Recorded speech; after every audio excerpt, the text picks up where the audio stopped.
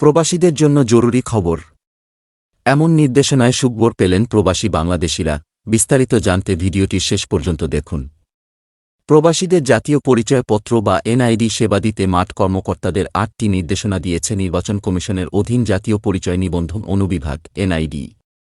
নির্বাচন কমিশনের জারি করা এক পরিপত্রে জানানো হয়েছে, এখন থেকে বাংলাদেশি বংশোদ্ভূত বিদেশি কোনো নাগরিকের দেশে এনআইডি করতে আর দ্বৈত নাগরিকত্ব সনদ লাগবে না। সম্প্রতি এনআইডি সহকারী পরিচালক মোহা সরোয়ার হোসেন স্বাক্ষরিত এক পরিপত্রে বলা হয়, প্রবাসে বসবাসকারী বাংলাদেশি নাগরিকদের জাতীয় পরিচয় নিবন্ধন ও ভোটার তালিকায় নাম অন্তর্ভুক্তি কার্যক্রম সহজ করতে ও মাঠ পর্যায়ে সব অফিস থেকে বিড়ম্বনামুক্ত সেবা নিশ্চিত করার লক্ষ্যে নির্বাচন কমিশন নির্দেশনা দিয়েছে।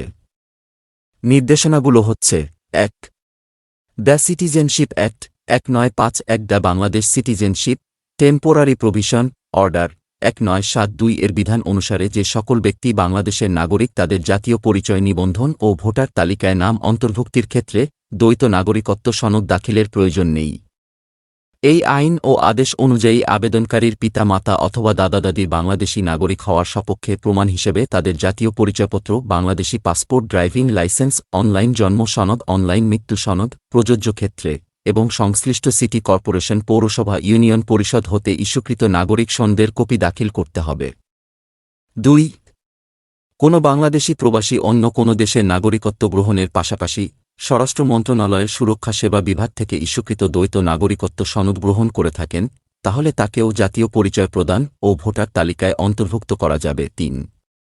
The Bangladesh citizenship temporary provision rules 1978 এর রুল ৪ এর বিধান অনুযায়ী বৈবাহিক সূত্রে বাংলাদেশের নাগরিকত্ব অর্জনকারী বিদেশি নাগরিকের ক্ষেত্রে জাতীয় পরিচয় নিবন্ধন ও ভোটার তালিকায় নাম অন্তর্ভুক্তির জন্য সুরক্ষা সেবা বিভাগ হতে ইস্যুকৃত নাগরিক সনদ, বিবাহের প্রমাণপত্র ও স্বামী স্ত্রীর জাতীয় পরিচয়পত্র দাখিল করতে হবে।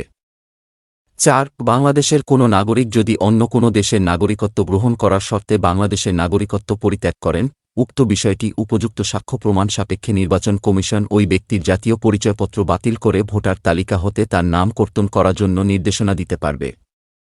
৫.